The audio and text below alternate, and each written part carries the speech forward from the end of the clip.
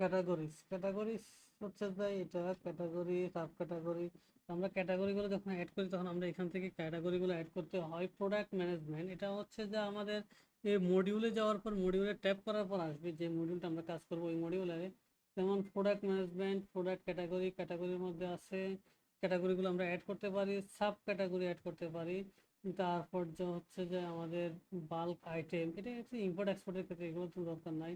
অ্যাট্রিবিউটের মধ্যে কি কি থাকতে পারে, যদি আমার কাপড়ের ক্ষেত্রে ধরি আমি যে কালার থাকতে পারে। তারপর যে হচ্ছে যে অ্যাট্রিবিউট কালার থাকতে পারে সাধারণত কি ব্ল্যাক, হোয়াইট, গ্রিন, এক্সেট্রা। তারপর থাকতে পারে size, X size, M size, L size, XL size, etcetera. তো এগুলো থাকতে পারে। যখন আপনি কাপড় আসে এগুলো সাধারণত যাবে লাইফ স্টাইলে, তো আপনার ঠিক এরকম অ্যাট্রিবিউট যদি থাকে সেক্ষেত্রে আপনার অ্যাট্রিবিউট। যখন ভেরিয়েশন থাকে তখনই আপনার অ্যাট্রিবিউটের প্রয়োজন পড়বে, আদারওয়াইজ প্রয়োজন পড়বে না। ইউনিট আমাদের প্রত্যেকটা জিনিসে লাগে, আমরা ইউনিট ছাড়া কোনো প্রোডাক্ট আপলোড করতে পারবো না। অ্যাট্রিবিউট ছাড়া আমরা প্রোডাক্ট আপলোড করতে পারবো, কিন্তু ইউনিট ছাড়া আমরা কোনো প্রোডাক্ট আপলোড করতে পারবো না। আমাদের মাস্ট বি ইউনিটটা দিতে হবে। তো এখানে ইউনিটটা দিতে হলে প্রোডাক্ট আপলোড করতে হবে। দেন প্রোডাক্ট সেট আপে আছে ধরেন 250 গ্রাম, 500 গ্রাম, 1 পিস, 1 কেজি, এভাবে আমরা অ্যাড করে নিতে পারি। যেমন এখানে আরও চাইলে আপনি এখান থেকে দিয়ে সাবমিট করে নেবেন, এটা এখানে এন্ট্রি হয়ে যাবে আপনি যা দেন। ধরুন আমি এখানে একটা অ্যাড করলাম 50 কেজি, একটা চালের বস্তার জন্য 50 কেজি আমি অ্যাড করলাম। 50 কেজি, 15 কেজি, সাবমিট, 50 কেজি চলে আসছে। তো ইউনিট ছাড়া প্রোডাক্ট আপলোড করা ইম্পসিবল।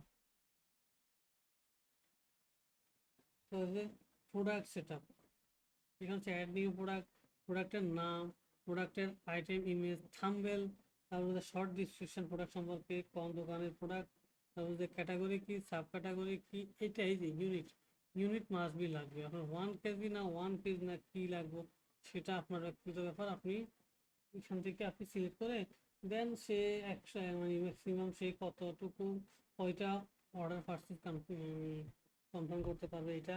তারপর হচ্ছে যে প্রোডাক্টের দাম, তারপর হচ্ছে যে স্টক, তারপর হচ্ছে যে আপনি কোনো যদি ডিসকাউন্ট রাখেন সেই প্রোডাক্টের উপর সেটা।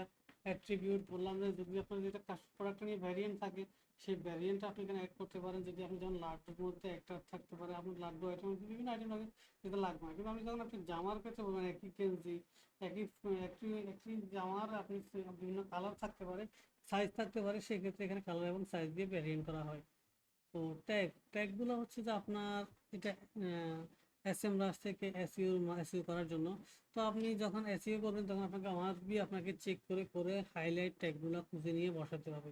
এখন এটার জন্য আপনাকে প্রয়োজন হবে যারা মানে এসইও করে তাদের। তারপরে লিস্ট, প্রোডাক্টের লিস্ট, সেখানে কয়টা কোনটার দাম কত এটি লিস্ট আছে। প্রোডাক্টের গ্যালারি, এই যে গ্যালারি প্রোডাক্ট কয়টা আছে, ইউজ দিস প্রোডাক্ট, চাইলে এটা প্রোডাক্ট আবার ইউজ করতে পারেন।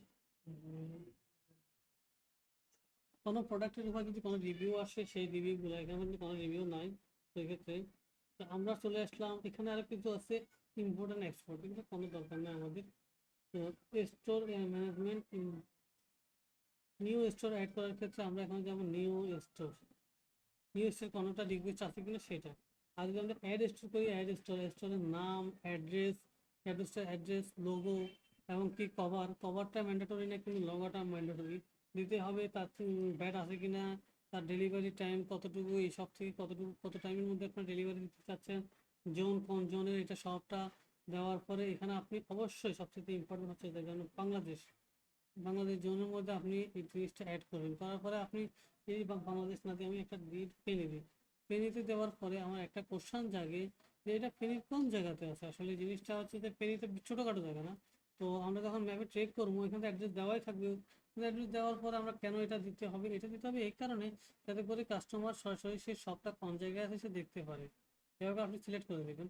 যদি আপনি এভাবে আপনার অসুবিধা হয় এভাবে আপনি জুম করে তখন কাজ করতে পারেন। আপনি দিয়ে দিতে পারেন আপনার পছন্দের অ্যাড্রেস দিয়ে, আপনি এখানে সেভ করে দিতে পারেন। তো ডেলিভারি দিতে পারেন 1 to 2 আওয়ার্সের মধ্যে আপনি ডেলিভারি দেবেন, ডান।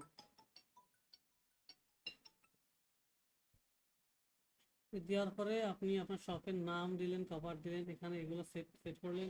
তারপর যে ওনারের ইনফরমেশনগুলো দিবেন, মোবাইল নাম্বার দিবেন, তার ইমেল অ্যাড্রেস, ফোন নাম, পাসওয়ার্ড। অবশ্যই আগেও বলছিলাম পাসওয়ার্ডের ক্রাইটেরিয়াটা কি, এটার ক্রাইটেরিয়া হচ্ছে যাই আপনি আপার কেস, লোয়ার কেস, চারটে criteria, upper case, lower case, symbol and number, এই চারটা অবজেক্ট আপনার মাস্ট বি লাগবে। এমনকি এটাকে পুনরায় সাবমিট করে দেন, সাবমিট করলে আপনার স্টোর অ্যাড হবে। স্টোর লিস্টের মধ্যে আছে ইরন গলা অ্যান্ড মিষ্টি বাজার, এই দুটা আছে, এটা ঢাকাতে আর এটা হচ্ছে ফেনীতে। তো এটা যখন ঢাকাতে অ্যাড্রেস দিব তখন শো করবে, কিন্তু এটা সব জায়গায় শো করবে, মানে এটা যখন ফেনী অ্যাড্রেস আসবে তখন শো করবে। যেমন হচ্ছে আমি এখন ফেনী দিচ্ছি, যার কারণে আমার ফেনী অ্যাড্রেসে যে আছে সে শো করতেছে। তারপর যদি আমি এখন ঢাকা দিয়ে দেখি, কিন্তু ঢাকা দিলে কি আসে,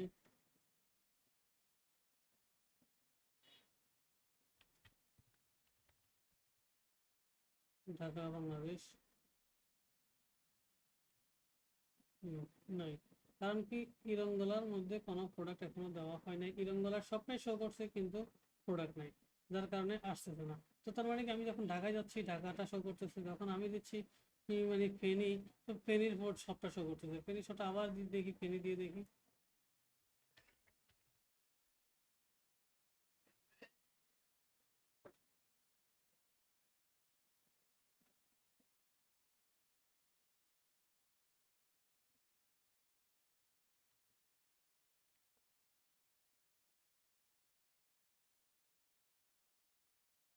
এই যে ফেনীর প্রোডাক্টগুলো চলে আসছে।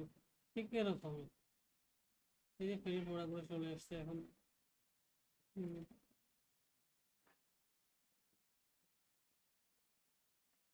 তো এভাবে হচ্ছে যে আপনি স্টোরের আপনি অ্যাড করে নেবেন স্টোরগুলা।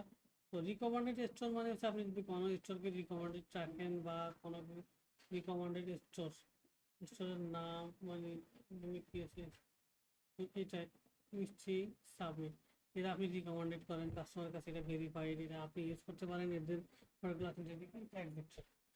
তো এইগুলো আমাদের, এইগুলো আমাদের মানে টোটাল কাজ, মানে টোটাল গ্রোসারি বা সবগুলো ক্ষেত্রে সেম, এই সব কিছুই। তো এই রাখলাম আমরা, বাকি নেক্সট ভিডিওতে আমরা দেখি কি আলোচনা, স্টোরের যে ইউজার ইন্টারফেস সেটা নিয়ে আমরা আলোচনা করবো।